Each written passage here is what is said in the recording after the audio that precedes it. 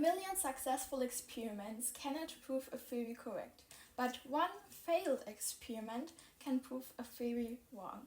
So welcome to the Literature Cafe. This quote is from Karl Popper from his book The Logic of Scientific Discovery, and today we will delve into his critical rationalism and his view on the open society. We will also look at how his principle of falsifiability in his seminal work changed the way we think about science and influenced modern thought. Because of his philosophy, he is celebrated as one of the last great figures of the Enlightenment and even knighted by the Queen. So Popper's groundbreaking idea emerged during the solar eclipse in 1919. The British astronomer Arthur Eddington took photos during this event, providing the first real-world evidence supporting Einstein's theory of relativity.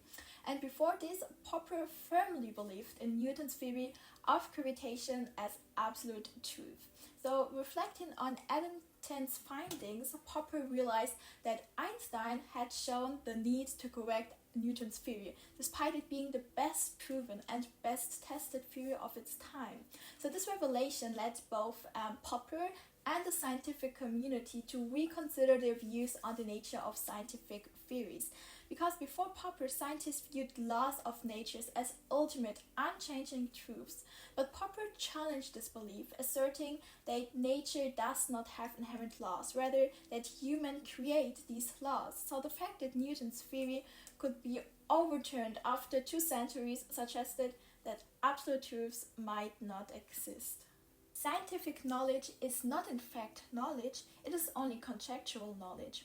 Even in the best and most certain science, we have to do always with supposed knowledge, never with knowledge, always only with supposed knowledge.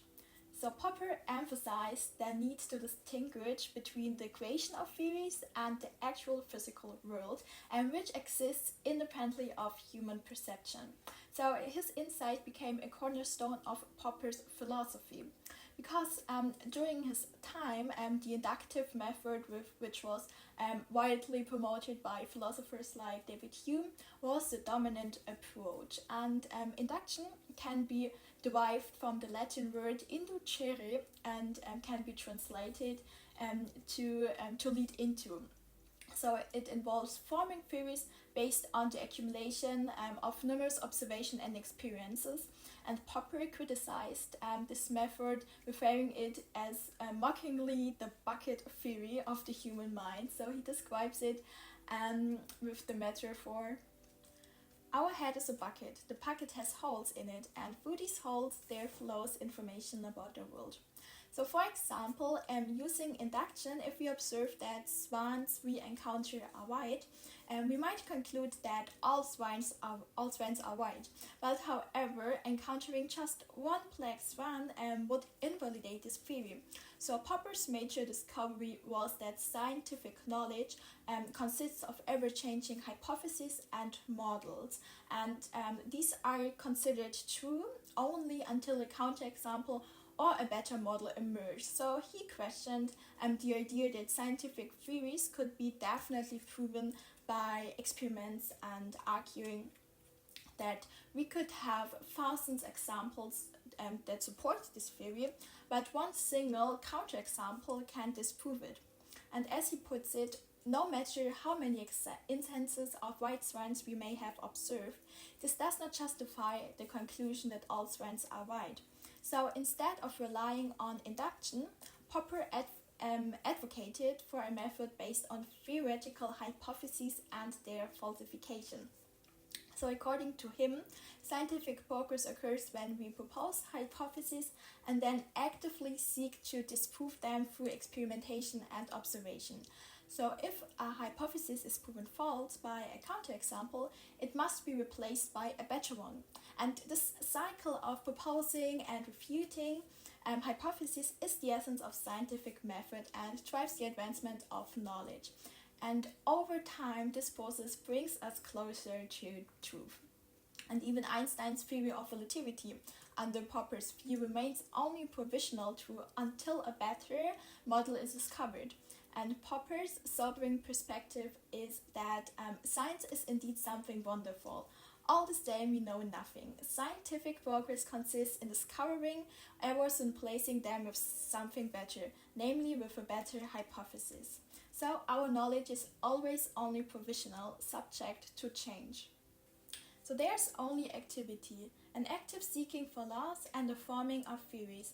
And there's also a process of selection among these theories. That, in short, is my whole philosophy of knowledge.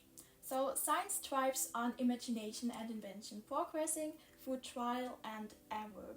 So Popper advocated for the deductive method instead of the inductive, where we first form a theory and then from this theory we derive expected results from it. And also Einstein noted that only bold speculation drives progress rather than merely gathering facts. And Popper believed that our understanding gets better over time, and he thought that because of this it's very important for society to always keep questioning what we know, because only this helps us to get closer to the truth. And he said that the only way to a humanistic life is in an open society. So what does he mean with an open society? For Popper, an open society is a society where people can freely share their opinions, they can criticize ideas, they can prove claims wrong, and they can also suggest new scientific theories. Because also in politics, no truth lasts forever. So the social and economic ideas that guide governments should be always open to criticism and improvement. So every person in the society should be able to question and also influence government policies. And in this regard, Popper asked an important question. How can one keep a government under enough pressure to prevent it from doing anything excessively bad? The answer to this is simply by ensuring that it is a government one can remove. So only a democracy with a free election, a free speech, a free press, and also a government that protects the basic rights of its people can ensure that scientific and social knowledge continues to improve. And in this regard, Popper even argued that the famous philosopher Plato could be seen as a supporter of dictatorship. And in his book, The Open Society and Its Enemies, Popper saw Plato's model of an ideal state as an aristocracy, so a government that is run by the best people. That was because Plato believed that democracy was even dangerous, because the masses might choose the leader who was popular, but maybe not the best for the job. So in Plato's philosophy, the goal is to develop the soul to higher levels and to know the idea of the good, meaning only those people who are capable of these things should govern, and for Plato, only philosophers could meet these standards. So he proposed philosopher kings as rulers, but however, these philosopher kings would control all political matters, making the state a dictatorship and also a rigid class society. And Popper pointed out that in Plato's ideal state, all the ordinary people who are not philosopher kings neither participate in making important decisions nor have any way to criticize the philosopher kings. And this creates a closed society rather than an open society. So individuals cannot engage in the state's affairs. So Popper criticized Plato's ideas of solitary confinement and also the re-education camps for those who broke the state's laws. He wanted a dictatorship, and in his 10th book of his great work of his old age, The Laws, he explains how people of dissenting views must be held in solitary confinement until they recant, and if they never recant, must be punished with death. So in Plato's vision, only the guardians and philosopher kings possess the truth. And the essence of an open society, by contrast, is that every member contributes their own truth regardless of their position. So Popper believed that democracy is so essential for an open society. So democracy enables control through election, but in Plato's ideal state, the philosopher kings cannot be controlled, voted out, or even deposed. So thus Popper argued that Plato can be seen as the first representative of totalitarianism. But besides Plato, Popper also saw Hegel and Marx as key figures who paved the way for 20th century of totalitarianism. That said Popper. So he criticizes them as false prophets because their prediction and claims about the inevitable course and also the ultimate goal of history represents a deterministic outlook that should not be accepted. And Marx, for instance, believed that human history is a series of class struggles leading to different societal structures. So from slave societies to feudal societies and then to bourgeois society. It was Marx's attempt to prove by historical science that the socialist revolution had to come about sooner or later.